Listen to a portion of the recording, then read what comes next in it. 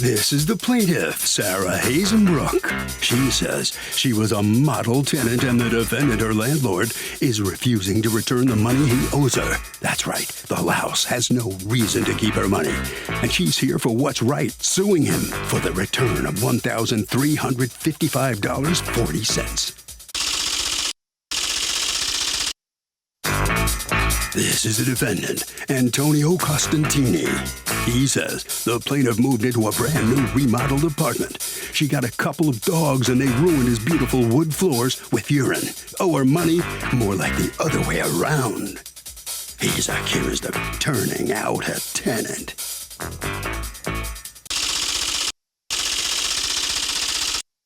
The defendant has filed a countersuit for $2,750, the money needed for further repairs. All parties, please raise your right hands. Welcome back to the People's Court. Next case in the docket, the plaintiff says she was a model tenant, and yet the defendant is refusing to return her security. The defendant is saying, "Are you kidding me? Your dogs peed all over our carpet, and I'm not giving you your money back." It's the case of you're in big trouble now, lady. Thank you, Douglas. You're welcome. Okay, Ms. Hazenbrook? Correct. You are suing Mr. Costantini, your former landlord, for the return of a security deposit that you say is $1,350 plus some interest. He has a counterclaim against you for $2,750 that he says is still owed for the repair of floors, which was, according to him, your fault. Talk to me first. Tell me what happened. So I did move into the condo back in June of 2019. When I was moving in, he had just moved tenants out that were only there probably 2 to 3 months because I lived in a building 2 buildings over. So I saw the people move in and then I saw them move out and he put a sign. It hadn't been cleaned. There was still dishes and pots and pans. Was there a problem with the prior tenants? He told me that when they moved in, the husband decided or the wife decided they were going to leave the spouse and then left and they didn't have enough money to stay there. Okay. So when I told him that's okay, you know, I can move in slowly. From there, I always paid rent on time. I transferred it right to his account. I paid first, last security deposit. The total I paid over 18 months was $25,950. When I moved out, do you have any proof of what you paid for the security deposit? Yes, I have sent all my bank statements. I saw them, and I did see them, and then I saw arrows and circles, but the arrows and circles amount to $2,800, and you're saying that what you put down was $3,000 something, so I'm not quite sure how the bank records prove that you got. I'm looking for a receipt. That's actually, or a canceled check or something that where you have some proof of what you actually paid, because you didn't have a lease, right? This was a month-to-month? Correct. So I had a notarized document. I did have a lease, and he never gave me a copy. And I asked several times, even at the end, and his wife said that... Okay, darling, let me just say something, though. That's on you. If you sign something and give it away without keeping a copy, you don't blame the other person, you blame yourself. What I'm asking you is, do you have proof of what you paid for the security deposit? I only have the copy of the withdrawals and the Zelle transfers from my account to his named account on my bank statements. Okay. So what does your bank statement and your estimation show me? I recounted all of mine, and it's $25,950. Honey, I don't know what you're saying. You're talking about how much you paid for rent living there 2 years. I'm uninterested in that. What I need to know is how much you paid for security deposit. So, I paid first, last, and security $1,350 each. Okay, watch this. Did she pay first, last, and security $1,350 each, Mr. Costantini? No. What, according to you, the security was only how much? 1,000. Okay, see where we are now? Because cash doesn't leave my right hand if my left hand isn't getting a receipt. If there's no, usually it's on a lease. But you guys don't have a lease. You claim you signed a lease and gave it to him and never got one, and in 2 years never noticed. Is there anything that's signed between you folks that would help me to determine what the security deposit was, Mr. Costantini? No, ma'am. Okay, so here's where we are. You have no proof of what your security deposit was. You tell me, well, look at my bank statements, Judge. That proves it. Tell me how your bank statements prove that you paid $1,350 versus $1,000 in security deposit. Thank you. Right. I can't prove that. I only have the text message telling him I was at the bank and and that's it. How are you so sure, Mr. Constantini? How are you so sure that it's $1,000? You're right. If you look at the deposit, the withdrawal in her bank, $2,000. Out of that, I applied it towards the deposit. She was going to get back to me. And she's a wonderful lady, a wonderful mom, but she's been challenged quite a bit. And I was very accommodating to her. Okay, can you just answer my question right now? What evidence do you have that the security deposit was $1,000 instead of $1,350? Is there anywhere, what makes you say that? Do you have it written down somewhere? When I went to her office, she gave me $2,000 cash and as withdrawal from the bank, which is in front of you. She has not given me the $350 cents. So what was the security? $1,000, and I credit How do you her know that it's the only $1,000 when her bank record shows $2,000? $1,000 for the first month, and she gave me the $350 when I went to see her. She worked in an office, a dentist. In fact, she removed one of my wisdom. Okay, stop talking, please. Okay, next issue. Now, you lived there for how long, Ms. Haysbrook? 18 months. And what happened after the 18 months? You decide to move, and why is that? The neighbors were very racist. They would often make racial comments because my son is biracial. I never had that problem for the 2 years prior, a couple of buildings over. He moved out his senior year. I rented a place for him. What did they say? Wow, for a senior year? And played football, and I moved him because they would park behind the car and ask, why are you going to this black people's house? Why are you leaving your daughter at the black person's house? Park behind my son's car and ask for license and registration. They needed to see his registration for his car. It wasn't good for him. And so he moved to Lake Nona, about 45 minutes away. Okay. Well, I'm sorry to hear that. Now, Yep. you end up leaving, and you don't get your security deposit back, whatever that amount might be. And Correct. what happens? Do you ever talk to him and say what's going on? Or does he ever communicate with you and tell you what is going on? So I tried to communicate with him several times. I texted him several times, which I furnished copies of, with no response. I told him every time it rains, in the seams of the floor, a white crust would come up, and the floors would almost Did you say buckle. that to him? Did you text him that, what you just said? What date did you text him that? I believe that was in November 19th. I asked him if he had anyone look at it. Okay, now that's when, right, but that's when you were moving out. What I asked you is, do you have any proof of telling him during the duration of your tenancy, hey, the floors are buckling? No. I noticed when I had moved furniture out that it wasn't one area and it was across the floor because it had been raining for several days. Let me hear from you, Mr. Constantini. I replaced that floor before she moved in.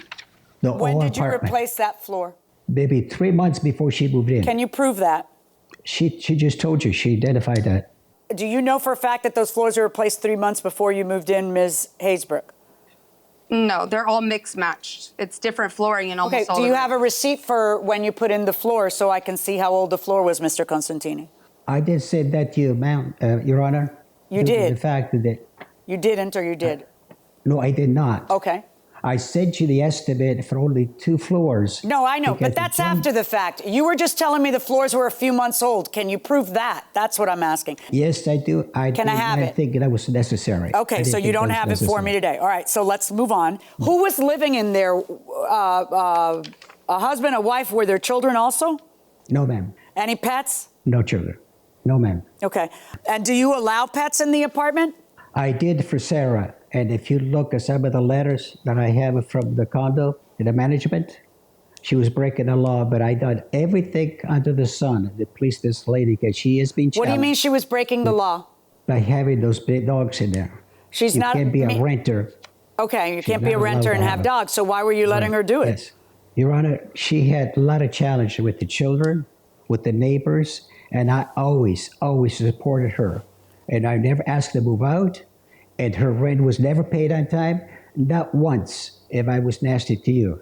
Was I, Sarah? No, don't talk to her directly. So why did you keep the security deposit? Because there's damage to the floors. Let's talk about the damage to the floors. And I give you the invoice, ma'am, and if you look at your TV, this is the letter that was sent to her on November 30th.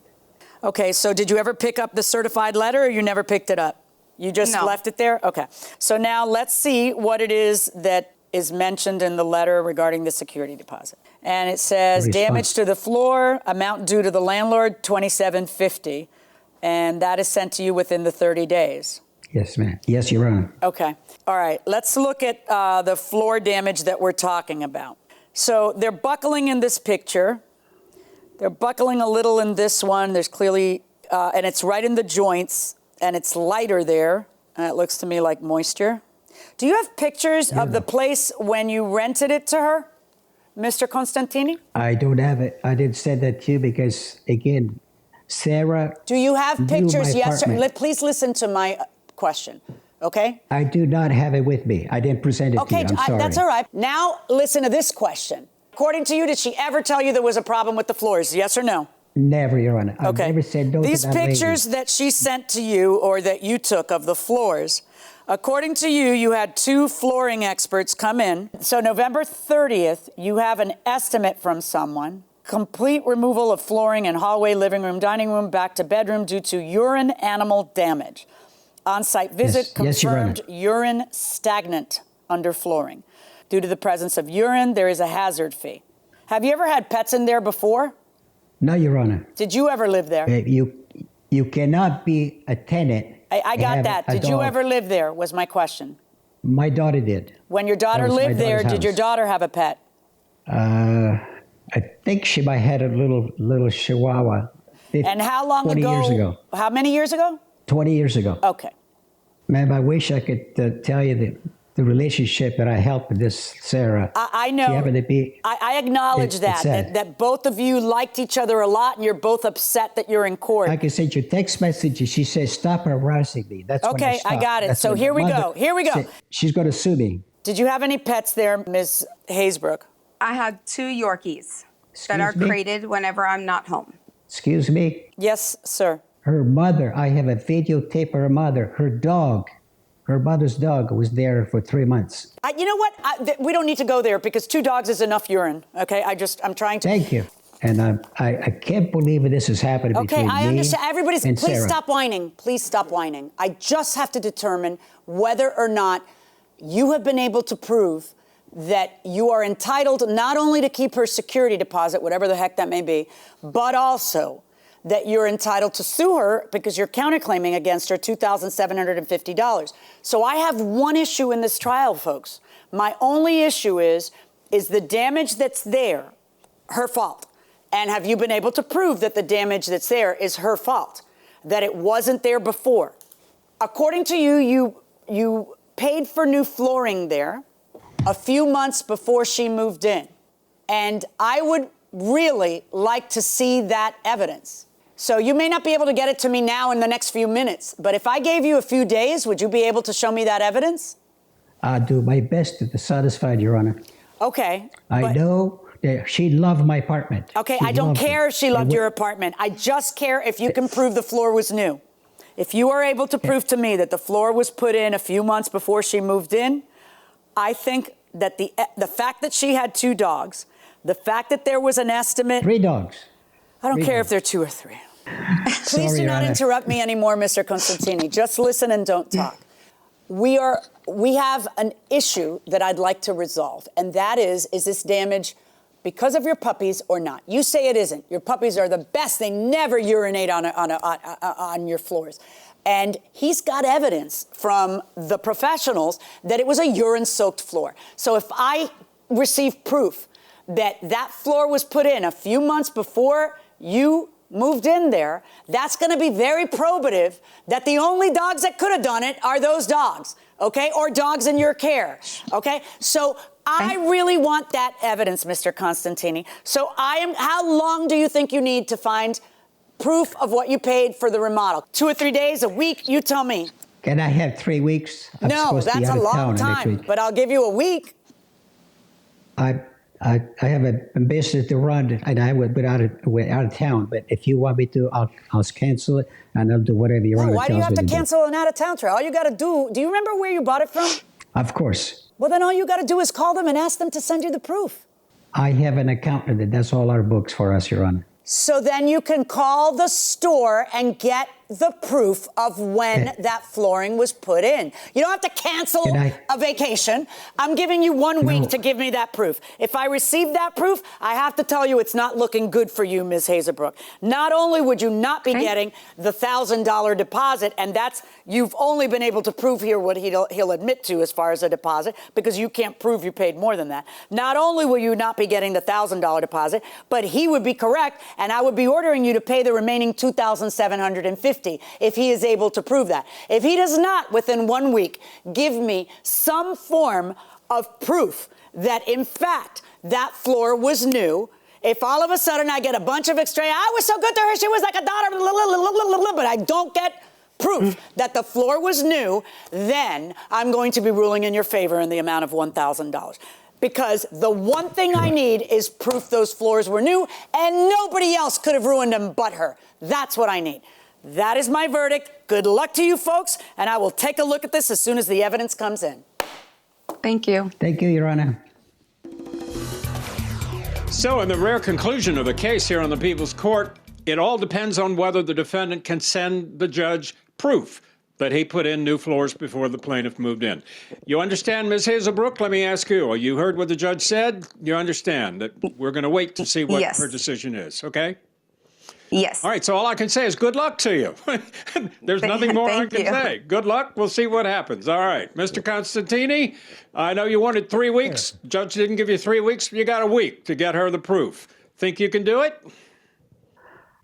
Could she maybe negotiate 2 weeks for me? Is it possible? Nope, 1 week. She gave you 1 week. I better change what I'm doing. Folks, I hear you.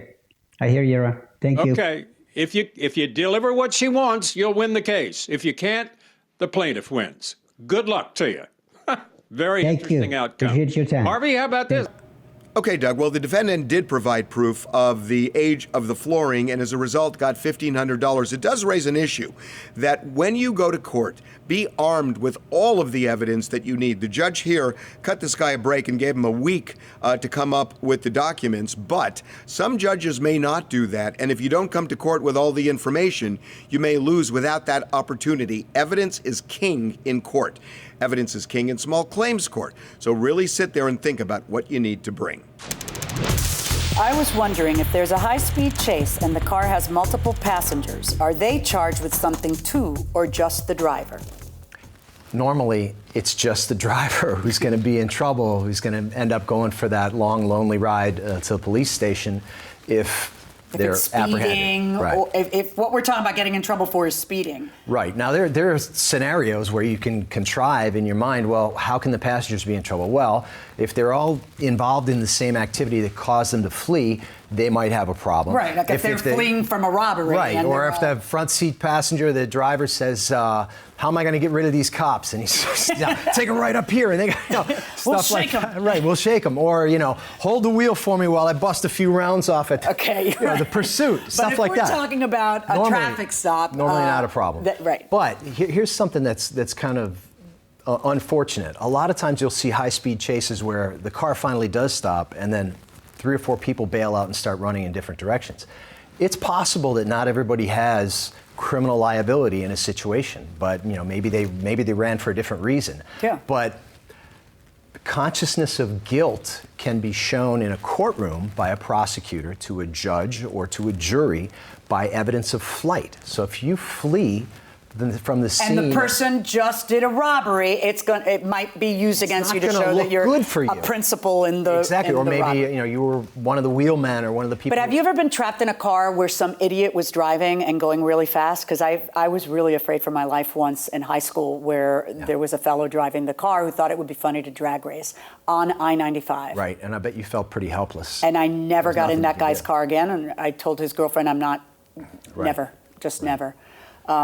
Because it went on for a good 5 minutes where I was screaming at him to slow down. And so you're actually a victim sometimes. Don't you wish you had a button to make them slow down or something? Right. Years ago, they used to sell a little gadget called like the highway zapper. And what they would do is they would set off other people's radar detectors around you. And if cars are racing by you at like 100 miles an hour and you're just getting tired of it, you just point it at them and hit that button. You watch their brake lights light up and the smoke come up. You buy a gadget that emits radar, so they think that Right. there's a cop. Oh, Right. that's It sends out a magnificent. signal.